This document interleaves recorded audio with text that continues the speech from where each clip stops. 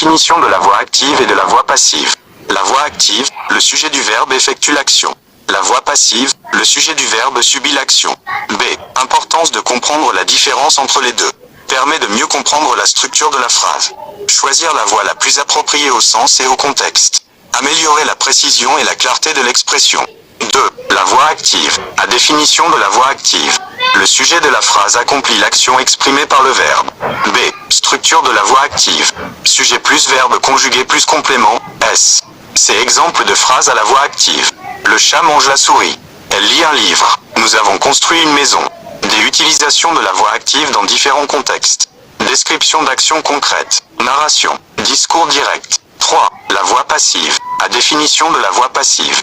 Le sujet de la phrase subit l'action exprimée par le verbe. B. Structure de la voix passive. Verbe être, conjugué au même temps que le verbe principal, plus participe passé du verbe principal plus agent, si nécessaire. C'est exemple de phrase à la voix passive. La souris est mangée par le chat. Un livre est lu par elle. Une maison a été construite par nous. Des utilisations de la voix passive dans différents contextes. Mettre l'accent sur l'action ou le résultat. Insister sur le patient plutôt que sur l'agent. Lorsque l'agent est inconnu ou non important. 4. Les règles et les utilisations. A. Les transformations entre la voix active et la voix passive. Changement du sujet au complément d'objet, et vice-versa. Conjugaison du verbe être selon le temps du verbe principal. Utilisation du participe passé du verbe principal. B. Les cas où la voix passive est préférée à la voix active. Mettre l'accent sur l'action ou le résultat. Insister sur le patient plutôt que sur l'agent. Lorsque l'agent est inconnu ou non important. Dans les phrases impersonnelles. C. Les cas où la voix active est préférée à la voix passive. Description d'actions concrètes. Narration. Discours direct. Pour plus de clarté et de précision. Utilisation de la voix active dans différents contextes. Description d'actions concrètes. La voix active est fréquemment utilisée pour décrire des actions concrètes, notamment lorsqu'on veut mettre l'accent sur l'agent qui accomplit l'action. Exemple. Le chien aboie fort. Dans cette phrase, le sujet, le chien, effectue l'action de aboie, mettant ainsi l'accent sur l'activité du chien. Autres exemples. Le chat mange la souris. Elle lit un livre. Nous avons construit une maison. Narrations. Lorsqu'on raconte une histoire ou une série d'événements, la voix active est souvent préférée pour maintenir la fluidité et l'engagement du récit. Exemple. Il ouvrit la porte et entra dans la pièce sombre. Dans cette phrase, l'utilisation de la voix active permet de rendre le récit plus vivant en mettant en avant l'action de « ouvrir » et « entrer ». Autres exemples. Elle marchait dans la rue lorsqu'elle vit un homme encapuchonné. Ils se sont battus pendant des heures, mais aucun ne voulait s'avouer vaincu. Le vent soufflait fort et les arbres se balançaient dangereusement. Discours direct. Dans les dialogues ou les discours directs, la voix active est souvent employée pour refléter directement les paroles ou les actions des personnages.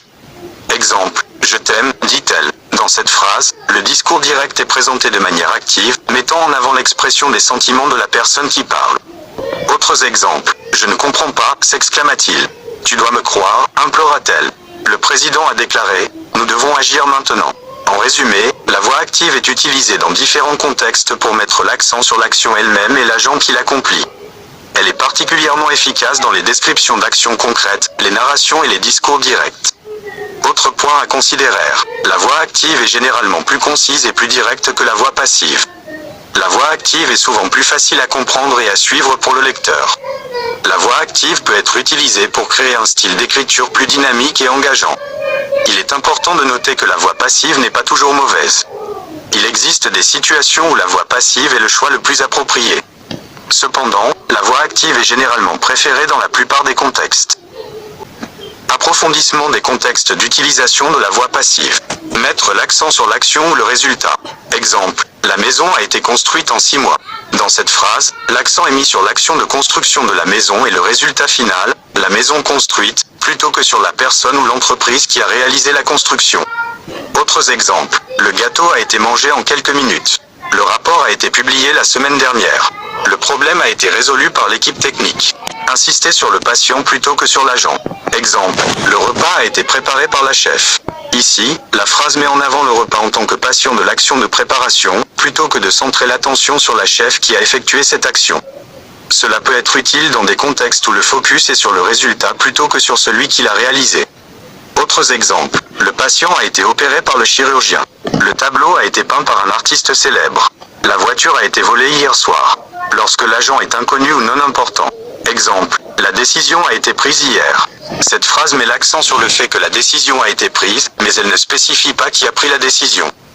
Dans de nombreux cas, l'agent n'est pas mentionné car il est soit inconnu, soit non pertinent pour le contexte de la conversation. Autres exemples. Le contrat a été signé. Le médicament a été approuvé par les autorités. L'accident a été causé par une défaillance technique.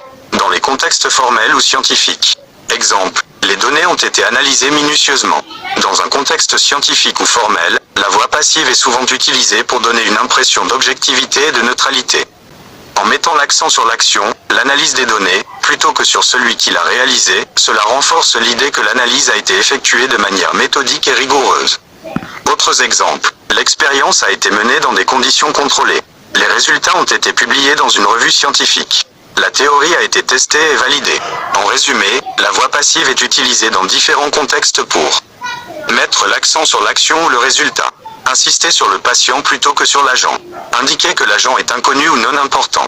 Donner une impression d'objectivité et de neutralité dans les contextes formels ou scientifiques. Choisir entre la voix active et la voix passive. Le choix entre la voix active et la voix passive dépend du contexte et de l'effet que vous souhaitez obtenir. La voix active est généralement préférée lorsqu'on veut mettre l'accent sur l'agent de l'action.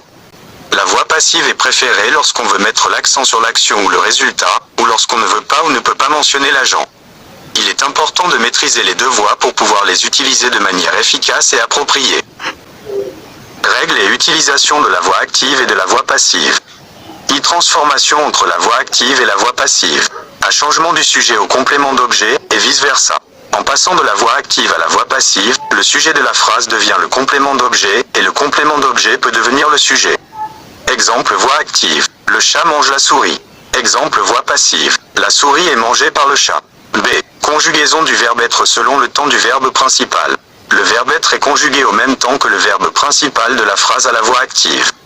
Exemple au présent. La lettre est écrite par Marie. Exemple au passé composé. Le livre a été lu par Pierre. C'est l'utilisation du participe passé du verbe principal. Le participe passé du verbe principal est utilisé après le verbe être pour former la voix passive. Exemple. La maison a été construite il y a 10 ans. 2. Cas où la voix passive est préférée à la voix active.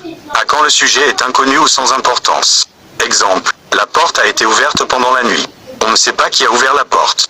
B. Quand l'action est plus importante que l'agent. Exemple. Cette maison a été vendue.